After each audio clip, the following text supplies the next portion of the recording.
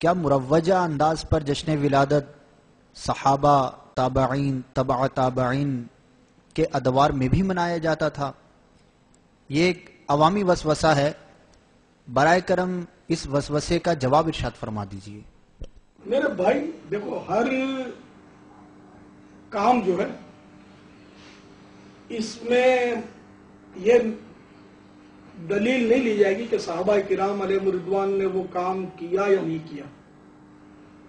دراصل اصول یہ کہ ہر وہ کام جائز ہے جس کا اللہ و رسول عز و جل و صلی اللہ تعالی علیہ وآلہ وسلم نے منع نہ فرمایا۔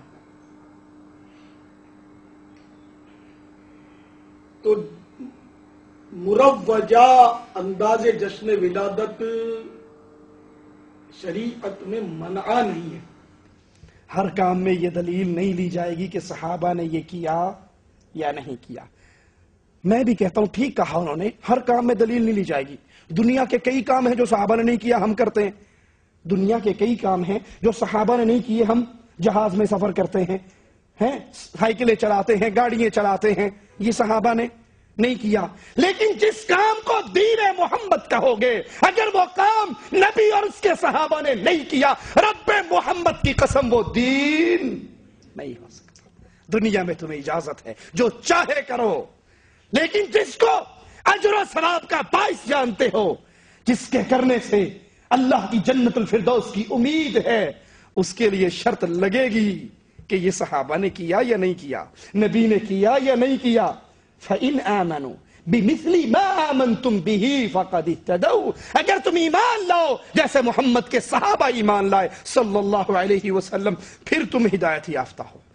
ہر کام میں تو واقعی نہیں دیکھا جائے گا صحابہ نے کیا یا نہیں، لیکن دین کے مسئلے میں دیکھا جائے گا۔ اگر یہ دین ہوتا، نبی عمل کرتے، نبی کے صحابہ اس کو سن کر عمل کرتے۔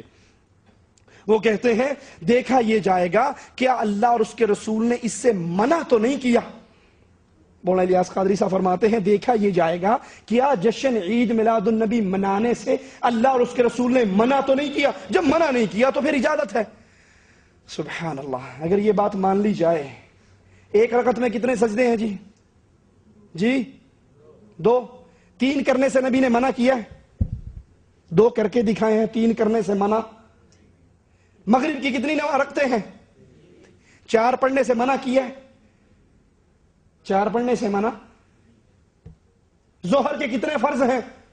6 پڑھنے سے منع کیا ہے۔ رمضان کے کتنے روزے ہیں؟ 30، زیادہ سے زیادہ 30، 35 رکھنے سے منع کیا ہے۔ بیت اللہ کا طواف کرتے ہوئے کتنے چکر مارنے پڑتے ہیں؟ 7، 9 مارنے سے منع کیا ہے۔ صحیح کے کتنے چکر ہیں؟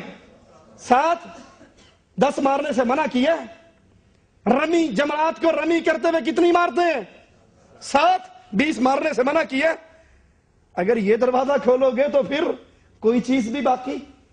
ارے اگر دین ہے عمل تو پھر جو نبی نے کیا ہے وہ کرو، اور جو نبی نے نہیں کیا وہ وگرنہ ابن مسعود رضی اللہ عنہ وارضاہ کے اس عمل کو کیا کہو گے جنہوں نے کوفے کی جامع مسجد میں پتھروں پہ اللہ اکبر 100 مرتبہ، سبحان اللہ 100 مرتبہ، لا الہ الا 100 مرتبہ پڑھنے والوں سے کہا کتنے وہ ہیں جو ثواب کی امید میں کام کرتے ہیں لیکن ثواب انہیں ملتا؟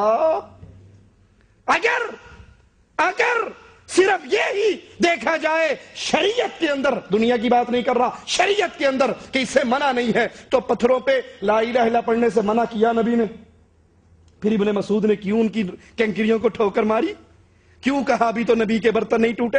ارے شریعت نام ہے، قال اللہ وقال الرسول، اللہ نے یہ کہا اور امام الانبیاء نے یہ کر کے دکھایا، صحابہ نے اس پہ عمل کر کے دکھایا، یہ لڑی سلسلہ ہم تک پہنچ رہا ہے۔ جو نبی نے نہیں کیا وہ دین نہیں بن سکتا۔ دلیل دیتے ہیں مولانا الیاس قادری، کہتے ہیں دلیل یہ ہے، اگر تم کہو صحابہ نے نہیں کیا تو پھر نہیں کریں گے، تو دلیل یہ ہے کہ صحابہ کے دور میں پنکھے تھے؟ سبحان اللہ، ماشاء اللہ۔ کیا صحابہ کے دور میں لائٹیں تھی؟ کیا صحابہ کے دور میں گاڑیاں تھی؟ ہم ان بتیوں اور بلبوں کی روشنی میں بیٹھے ہوئے ہیں۔ ان دنوں پنکھے بھی نہیں تھے، اب پنکھے کجا، اے سی کا سلسلہ ہے۔ اے سی کا ڈبہ بھی اب پرانی چیز ہو گئی، اب تو سینٹرل اے سی کا نظام چل پڑا ہے، پوری پوری عمارتیں فل ایئر کنڈیشنڈ ہوتی ہیں. پہلے گھوڑے اور اونٹوں کی سواریاں تھیں، اب جناب وہ ہوائی جہاز فضاؤں میں اڑتے ہیں. تو صحابہ کرام علیہم الرضوان کے دور میں چراغ تھا، تو پھر آپ بتیوں کی روشنی میں نہ بیٹھا دیں، پنکھوں سے بھی تمتع نہ فرمائیں، اے سی کو بھی اپنے گھر سے نکالا دے دیں. اس طرح کی ہزاروں مثالیں قائم کی جا سکتی ہیں کہ جو صحابہ کرام علیہم الرضوان کے دور میں نہیں تھا. کیا صحابہ کے دور میں ہوائی جہاز سے پھر ان کو بھی چھوڑ دو؟ یہ کیوں کرتے ہیں؟ ہم کہتے ہیں مولانا بڑے ادب سے، بڑی محبت سے، لائٹ جلانا دین ہے، جہاز میں سفر کرنا دین ہے، گاڑی میں بیٹھنا دین ہے، یہ تو دنیا کی چیزیں ہیں. اور مالک کہتا ہے وَيَخْلُقُ مَا لَا تَعْلَمُونَ، مالک اس چیز کو، ایسی ایسی چیزیں اللہ نے پیدا کرنی ہے جس کا تمہیں علم. ابھی ہم تو جہاز دیکھ رہے ہیں، پتہ نہیں ہمارے 200 سال بعد آنے والی قوم کیا کچھ دیکھے گی. اب جو پہلے دور کے لوگ تھے جن کی سواری گھوڑے اونٹ خچر تھے، وہ اگر آج کے دور میں زندہ ہو جائیں اور جہازوں کو دیکھیں، انہیں یقین آئے گا؟ نہیں آئے گا. ہمارے 1000 سال بعد اگر زندگی دنیا کی رہی کیا کچھ ایجاد ہو جائے گا، ہمیں اس کا شعور. یہ دنیا کا ماجرا ہے. مولانا الیاس قادری خود کہتے ہیں کہ اچھا یہ تو دنیا کی چیزیں تھی، اب میں آپ کو دین کی مثال دیتا ہوں. دین کی مثال انہوں نے کیا دی؟ کہ مسجد نبوی میں لینٹر نہیں تھا، تم لینٹر ڈالتے ہو اپنی مسجدوں میں، تو دینی مثالیں دے دیجیے. مسجد کی اگر مثال دوں تو یہ دنیاوی ہے دینی، یہ کوئی بتائے گا مجھے؟ بھائی اسلامی بھائی نے تشریف فرمائے، مسجد کی مثال دوں تو دینی کہلائے گی دنیاوی؟ دینی کہلائے گی نا. اب دینی مثال لے لیجیے. اس وقت آپ کی مسجدیں لینتھر کی بنتی ہیں، ٹھیک ہے، کنکریٹ کی، اور اس پر کئی کئی منزلہ عمارات تعمیر ہوتی ہیں. تو مسجد نبوی شریف علی صاحب الصلاۃ والسلام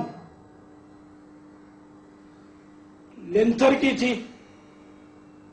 کیا لینتھر کی تھی؟ نہیں تھی نا. تو مسجد نبوی شریف علی صاحب الصلاۃ والسلام کے ستون عالی شان جو تھے وہ کھجور کے درخت کے تنوں پر تنے تھے،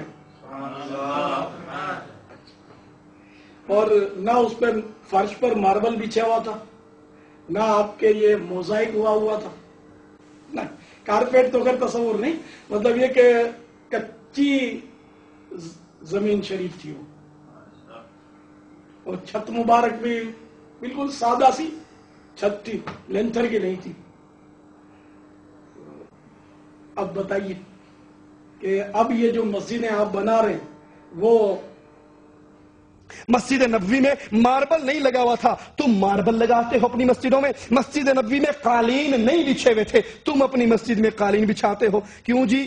کبھی آپ نے سنا کہ قالین پہ نماز پڑھنے والے کو ایک نماز کا 27 گنا ثواب ملے گا؟ بغیر ماربل والے کی مسجد میں نماز ہوتی نہیں ہے. لینٹر جس مسجد میں نہ ہو اس مسجد کے نمازیوں کو آدھی نماز کا ثواب ملتا ہے. کبھی سنا آپ نے؟